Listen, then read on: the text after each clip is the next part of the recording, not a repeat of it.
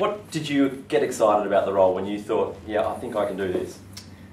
Well, I guess initially I thought the role would be quite daunting, certainly in terms of the number of participants and the amount of work that you need to do. And you know, it's the classic problem that I think that all volunteers have to deal with is balancing their family and their usual work life with not-for-profit roles. So that was the most daunting aspect of it. But once I sat down and thought about it, how to break it up and how to manage it and how to delegate, it seemed a little bit more manageable when you break it up into small bits. So certainly that made me make the decision that I could definitely do it and would be something I'd really enjoy. You've obviously spent some time on the board, 3 months in. Is it any different being president?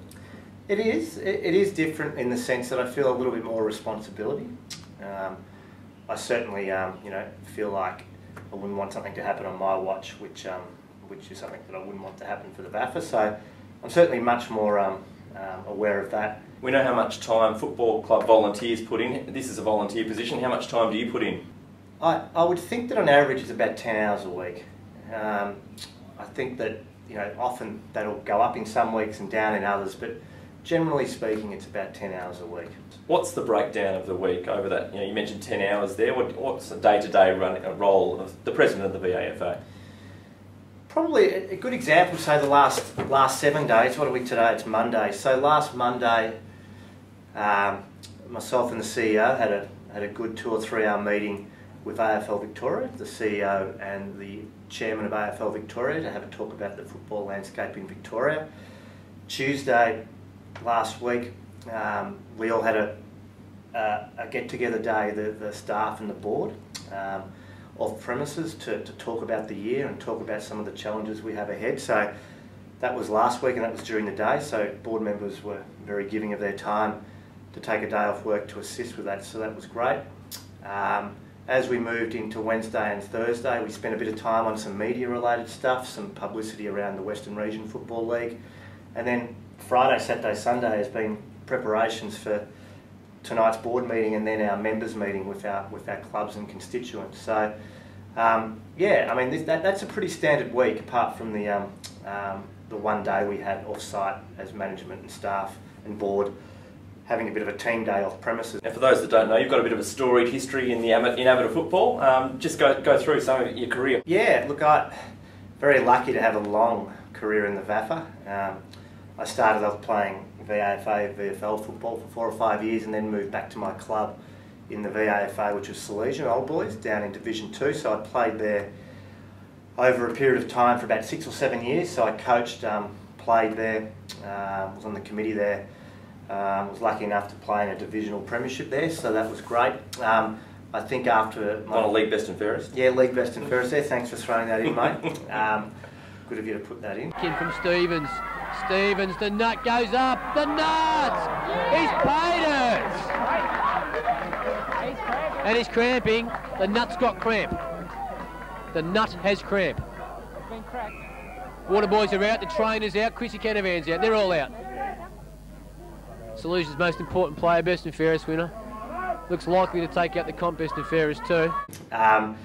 Then after a few years there, I decided that I wanted to play a higher level again, so I went to Old Melburnians at the age of about 25, who were in A grade at the time. The coach who was there was an ex-Salesian boy, Neil Ross, and ended up playing there for 5 years. So had a really good time at Old Melburnians, had plenty of ups and downs, a couple of grand finals, a premiership, but also a relegation from losing points from the VAFA.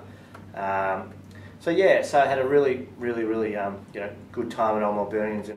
But look, after my time at Old Melburnians, I went back to Salesian and I coached and played there for a few more years. So had a really good time at both those clubs, and then was pretty much retired. In fact, I was well and truly retired, and I wasn't say I was coaxed out of retirement, because at 35 I wished I could have still played forever, but I came back and played a year with St Bede's with a few friends who I'd played with at Old Melburnians, funnily enough, and played 1 year there. Didn't play many games. I think I played maybe 7 or 8. The old chassis wasn't giving me much joy, but was lucky enough to play in their Premier A Grand Final in 2008. So it was a really good end to the career. So I think I counted 3 premierships there. What are the premierships now in an administration level? What does the VAFA aim for each year? And what do you oversee as the board trying to aim for on a year-by-year, goal-by-goal basis? Yeah, look, one thing I've tried to do with this role is not come in and try and set a vision and upset the apple cart to a certain extent. I want to take my time, have a look at what I thought some changes I could make could be, but not rush that. In the interim, I'm just about the incremental stuff. So, as I said, making sure the board's happy, making sure I have a good relationship with the CEO, Michael Hazell, really important role, the CEO relationship with the president, making sure I engage with staff and develop a good relationship, make sure I develop a good relationship with AFL Victoria. I think a lot of the incremental stuff is really important early on. Build your relationships, work with your stakeholders in the community, including the clubs. The VAFA is a very strong competition, but there's always threats and challenges there, and one of those is the Western region. And how do you see the VAFA's role in the Western region? We've got a number of clubs out there.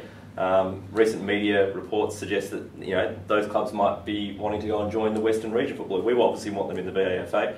As the board, do you have a stance and do you have a vision on how you see the Western region of Melbourne? Yeah, look, I mean, the Western region is a challenge for us. It's a challenge which is, in one way no different to the challenge which Eastern, Southern, Northern Football League clubs in the VAFA have to cope with, and that is the lure of money from paid competitions, and not just the lure of money, but also the lure of, as our Western region clubs move up the grades in the VAFA, they become more attractive.